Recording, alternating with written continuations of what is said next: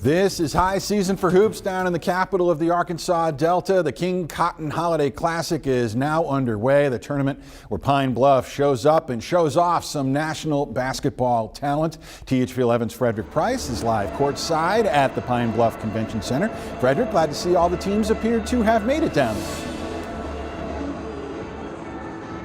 Yeah, Rolly. Hey, in fact, King Cotton leaders breathing a sigh of relief this evening because those nationwide flight cancellations that you mentioned earlier, it impacted some of the players on the court. They actually had to come up with a plan B, but fortunately they did not need that plan B. We've been out here all day talking with all kinds of generations, older, younger people that are watching these games, and they all tell me they're excited to be here and that the games went on without a hitch for the 4th year in a row.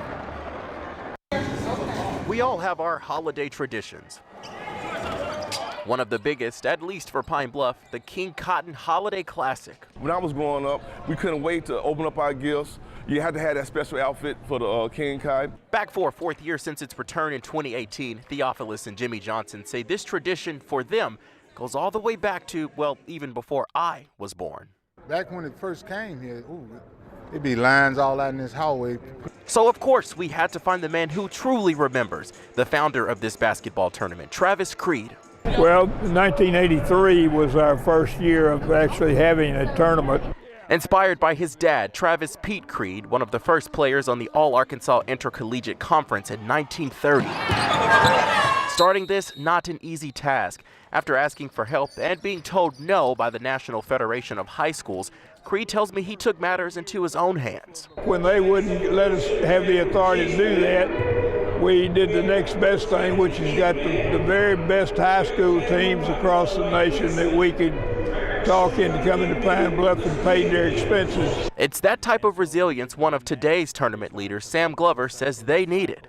Flight canceled in New York, flight canceled in California, then it was a rolling effect, DC, Atlanta. The hundreds of flight cancellations nationwide, a tremendous impact on the team's travel, but nothing Glover says the tournament's workers couldn't handle.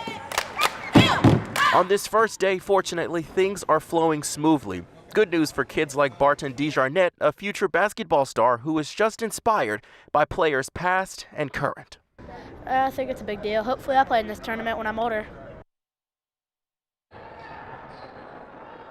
Remember that name, Barton DeJarnette. He's going to be a star one day. Hey, that resilience that I talked about earlier in the news story that you just heard, listen to this. King Cotton volunteers drove 6 vans to Memphis Airport to get players from there that were rerouted back here to Arkansas so they could play in this game. That just shows the dedication among those workers. And out of the 14 teams that were expected to play, only 2 will not be playing.